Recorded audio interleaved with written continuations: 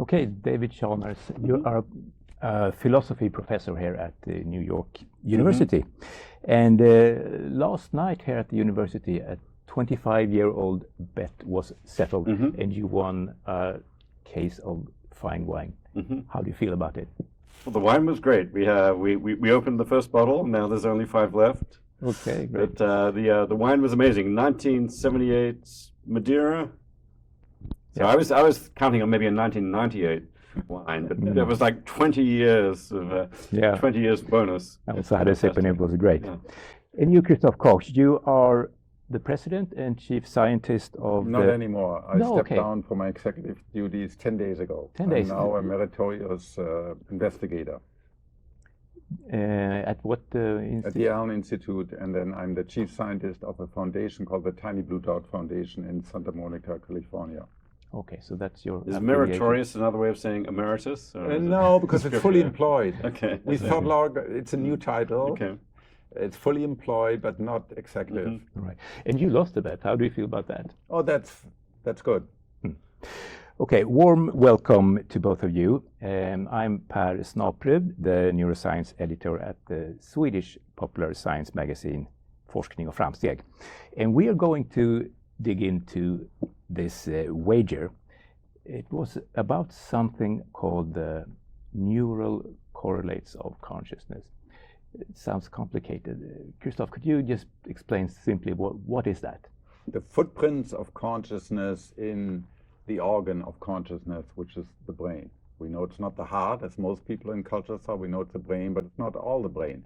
You can lose chunks of your cerebellum or your spinal cord and you're still conscious. So what part of the brain are sort of minimally sufficient for having conscious experience? Then ultimately, of course, we want to go not just which part, but which neurons, because they're very diverse, and ultimately it's neurons that we think are the atoms of perception consciousness, or maybe even subcellular. Maybe we have to dig even deeper and maybe go all the way down to the quantum level. But all of that is encompassed by this notion there's going to be a physical correlate, the neuronal correlate of consciousness. So something going on in the brain goes hand in hand with some experience. With any experience, potentially, yes. Okay, so that's like a research program. And you made a bet over this back in 1998. That's a long time ago. Just to look back, how was the field of consciousness study then? Was that like a good career choice to get into? I'm still not sure it's a great career choice for everyone to get into. Some people say wait till you have tenure, but it's getting better. Back then, 1990s, the 1990s were a time of the beginning of a period of growth in the field. Some of the credit for that goes to Christof and Francis Crick, who wrote an article in 1990 calling for a search for the neural correlates of consciousness. Right, and Francis Crick is the guy who shared the Nobel Prize for describing the DNA molecule. Exactly, right. which was then held forth as, I suppose, the biological correlate of life, which then went on to explain of heredity, reproduction. Not of life, of heredity. Okay, although in retrospect, people now treat it as the biological. All right. So biological correlate of life. Going back 25 years now to Bremen, June, late night. What happened? Well, actually, the conference in Bremen, I think we forgot to say this last time, but the conference in Bremen was actually devoted to the question of neural correlates of consciousness. I think that was actually the title of the conference in Bremen. And we were in a session, or at least I was in a session, on what is a neural correlate of consciousness, and we got to arguing about this and discussing this. There was a conference dinner in the Rathaus Keller, and then we went out for a drink. And Christof was probably emboldened by a few drinks, and he said, "We're going to figure this out. We're going to figure this out within 25 years." I said, "Well, not so fast." Yeah, and it was interesting because the morning after that night, I made an interview with you, and we talked about the wager. Can I just correct the historical record? Sure. Right. Despite any alcohol I may or may not have had, I don't admit to anything. I was very enthusiastic, partly because you're young, you believe in what you do. I was a physicist turned a neuroscientist, and I said, of course we're going to nail this. It's an empirical program. It doesn't depend on metaphysical assumption. We can all agree there's going to be some footprints, and so let's do it. Right, and you were there, like spreading the idea about, so people would. In fact, at that meeting, Dave wrote a famous paper that sort of more rigorously defined what the neural correlates of consciousness are. Because, as Dave said, the entire meeting was organized by a philosopher, Thomas Metzinger, on the topic of what are these NCCs. Yeah, and just to, David, you are well known for a phrase, the hard problem, which is something people in this consciousness field often refer to. Could you describe what is that? The hard problem is really the problem of explaining subjective experience. How it is to have a conscious experience from the inside, what it's like to perceive, to feel, to think. And really part of the question is, why is there even any subjective experience at all? Why doesn't the brain and all these physical processes just go on processing information in the dark without any internal illumination? So the hard problem is the problem of explaining how it is that physical processes in the brain should give rise to subjective experience. And notice this problem is a problem about explanation. The beauty of the neural correlate of consciousness question is it leaves out some of those questions about explanation. It's a question about correlation. They're looking for the neural processes that correlate with consciousness. That could just be empirical. We find that when we're conscious, this particular brain process is active, and vice versa. That might leave open the hard problem of consciousness, which is why and how does that physical process give you consciousness? But for the purposes of this research project, you don't need to solve that very difficult philosophical question. Right, but for the purposes of the wager, you need to find the neural correlate of consciousness. You don't need to solve, very importantly, you don't need to solve that. Christof didn't need to solve the hard problem to win the wager. No. I think he was, if I proposed a wager on that, I don't think you would have taken it. No. Partly because I'm not sure it'll forever remain a hard problem, but I have to admit it seems hard because if you look at the foundational equations of science, quantum mechanics and general relativity, there's no mentioning of consciousness. If you look at the periodic table of the elements, there's no consciousness. If you look at the endless ATGC chart of our genes, there's no consciousness. But here we are having conscious experience. So would you say that consciousness is something outside of science as we know it? No. Right now, it cannot be described. It's not in our foundational equation. That does not mean it'll be forever. I do think it's empirically accessible. Certainly the correlates are, and whether we'll have a complete explanation, we don't know. But unless we try, we for sure will not know. So I'm sort of against this defeatist argument of some of your colleagues that we, call the mysterians, we shall never know.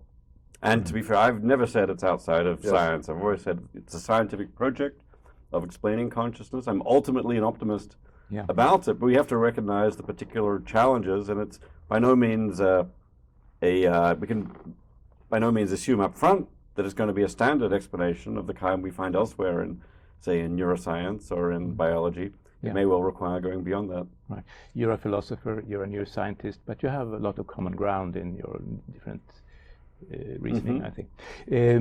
I met you at a philosophy conference in Budapest in 2017, I think, and at some cocktail party, I went up to you and asked about the wager, because then there had been a long time, and can you recall this moment? I certainly recall seeing you there, Yeah.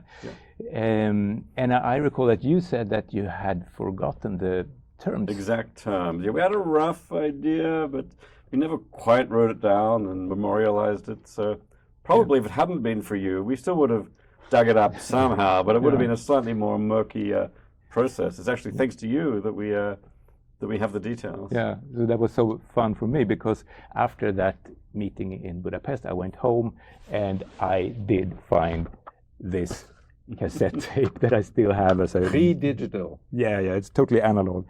And at the end of this tape, there are the terms of the wager. And I seem to have forgotten them, but you talked a lot about them last night. We'll find the neural correlate of consciousness within 25 years. It will consist of a set of neurons identified by a small number of intrinsic properties, less than 10. And this will be clear.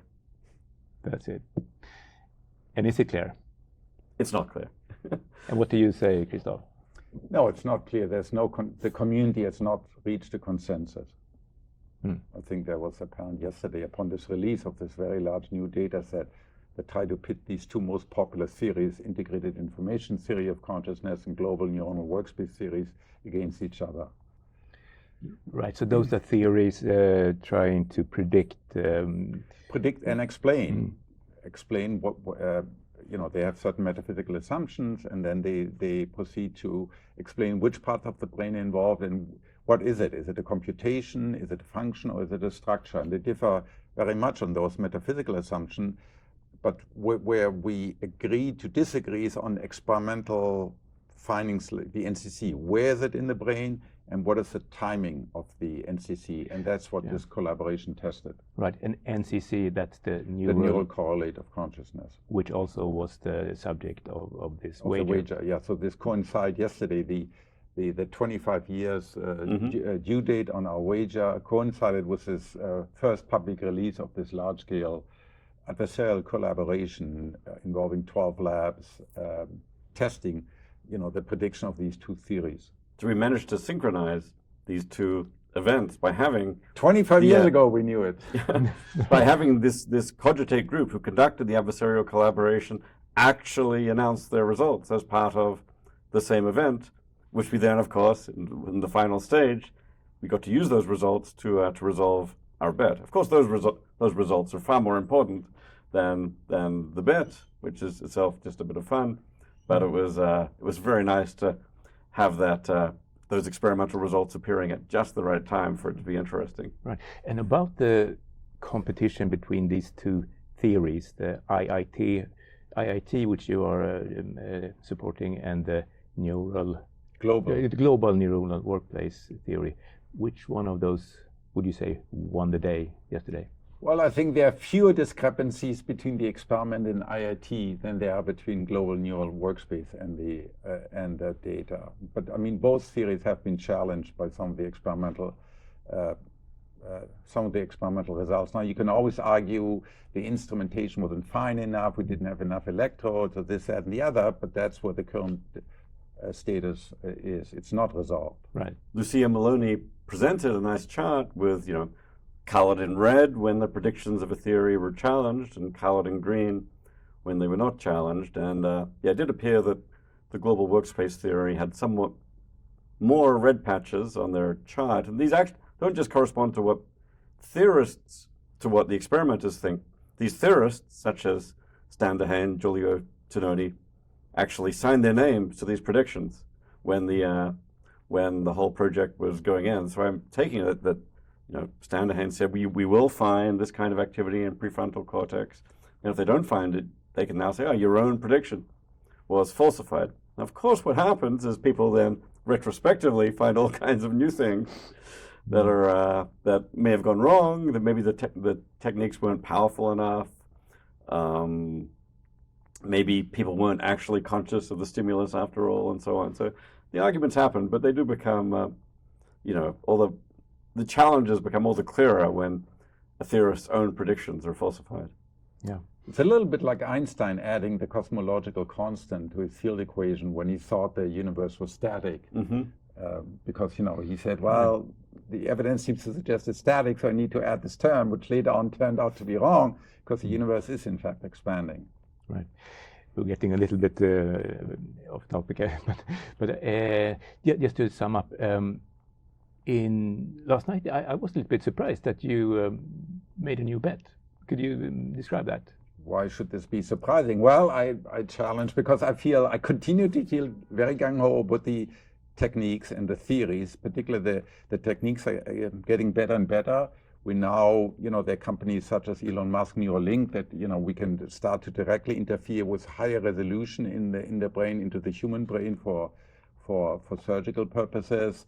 our techniques in manipulating animal brains are getting better and better, more sophisticated, so we can move towards not just correlation but causation. So I think over the next 25 years we have a much better chance of resolving this question once and for all, empirically resolve it, than we had the last 25 years. So I challenge Dave to return in the year 2048 at a meeting like this one and to then admit defeat. It's a great challenge, and I'll be very happy to be defeated if it turns out we found the neural correlate of consciousness. And I do think Christof's chances in this bet are at least better than they were in the previous bet. After all, we've had 25 more years experience. If he had made the first bet as one about 50 years, then I still think it would have been a good bet for me, but he wouldn't have been going quite so far out on a limb. That said, I still think there are a lot of challenges to overcome, not least one thing we find in this debate between the global workspace theory and integrated information theory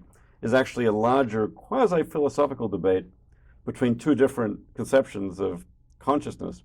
One where consciousness is largely tied to sensory areas. It's very rich and full of content.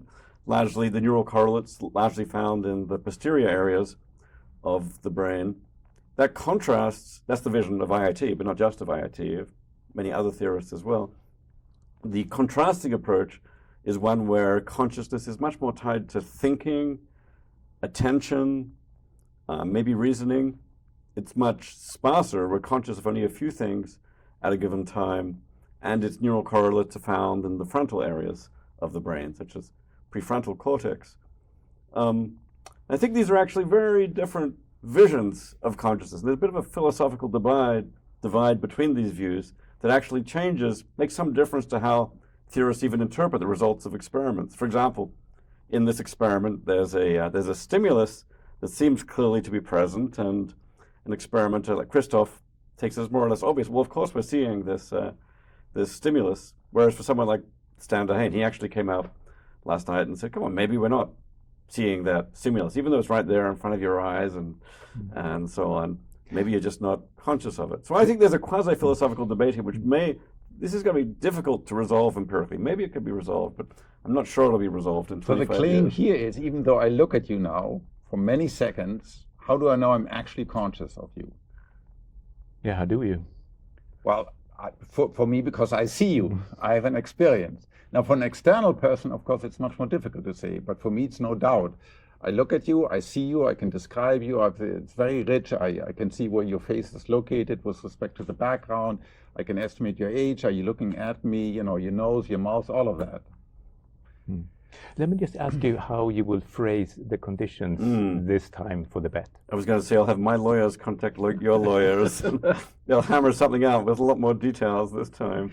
How much consensus is required? What do you think? 75% agree to a given claim? There's never going to be complete consensus. There'll all be fringe theories, but a broad consensus that at least it's in the back and it's going to involve pyramidal cells and interneurons, something like of that sort. If it's just front versus back consensus, I'd say it gets you towards your target, but it's not really. Front versus back isn't enough for NCC. We need something specific. We want something more specific, because ultimately we want to use that NCC. I mean, why do we care about the NCC? Once we identify the NCC, I can track it, for example, in patients that are unable to talk, right? That I may be injured due to stroke or heart arrest, and I can communicate with them. Well, now I can measure, is there an NCC? I can track it, when did the NCC first occur? Was it in a newborn? Was it in the third term? Or is it maybe even present in a fetus? What about animals, right? Mammals, their brain is very similar. The brain of a mouse, it's much smaller, but it's very similar structural. Or the brain of a dog, or at least outside, you can go outside the mammal. So you can begin to do all these projects once you have more certainty about the NCC. Right. I do think there was something in your original statement which is good, which is we want to identify not just which neurons or what area of the brain is the neural correlate of consciousness, but in virtue of what properties of neurons, it is the neural correlate of consciousness. Now, in the bet, Christof specified intrinsic properties, which in retrospect looks somewhat narrow. In fact, on something like integrated information theory, it may well be something like network properties of neurons. It could turn out to be computational properties of neurons. So I think we should be open to that. But I think it's important to the bit that we understand, in virtue of what properties of neurons or of areas of the brain, these serve as the correlates of consciousness. So it remains to hammer out the specific details for this. Exactly. Well, for instance, is it causal? Do we need to be able to manipulate the NCC to really see, turning it on or off using neurosurgical tools or fancy optogenetics to test it, right? If I turn the NCC off, will you not have a conscious experience anymore? If I induce the NCC using some artificial technology, will you have the experience? In 25 years, how old will you guys be then? I'll be older. He'll be 92, I think. I'll be 82.